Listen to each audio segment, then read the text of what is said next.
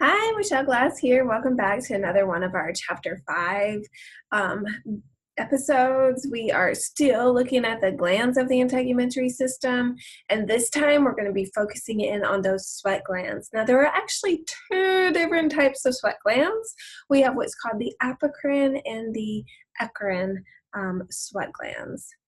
The apocrine sweat glands, I use the memory device that they appear at puberty, and they are associated with olfactory communication. So if you remember back when you're in maybe 6th grade, they separate the boys and the girls, and they start talking about it's time to start taking a daily shower and applying deodorant and all that sort of stuff.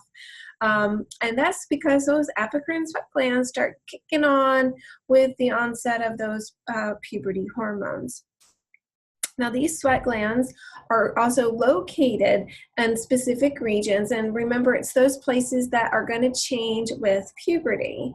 So we see apocrine sweat glands becoming active with the sex hormones that are released at puberty.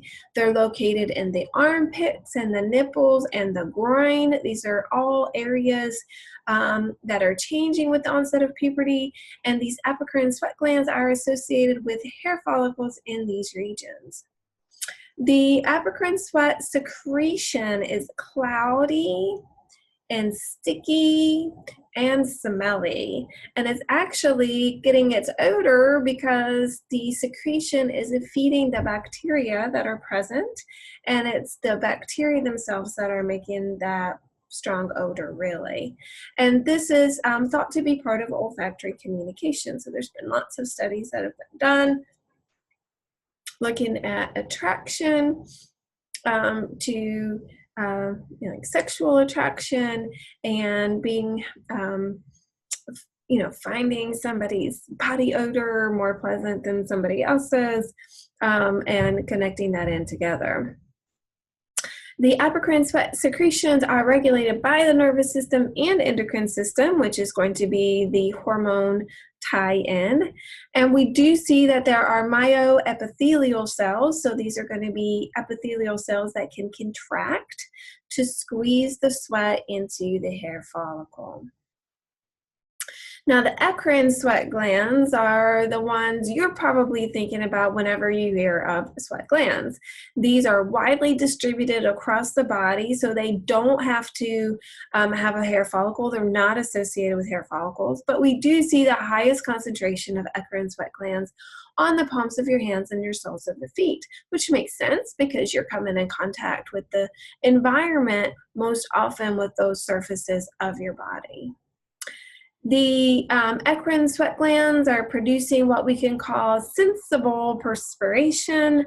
That means perspiration that we are aware of, and 99% of our sensible perspiration is water, but we also will see electrolytes and other things in that perspiration. Now, the key job here is evaporative cooling. So this is one of the ways that our integumentary system is important in thermoregulation. We've mentioned 99% is water, but we will also see sodium chloride and drugs as part of the composition here. So in addition to evaporative cooling, your eccrine sweat glands can also have an excretory function.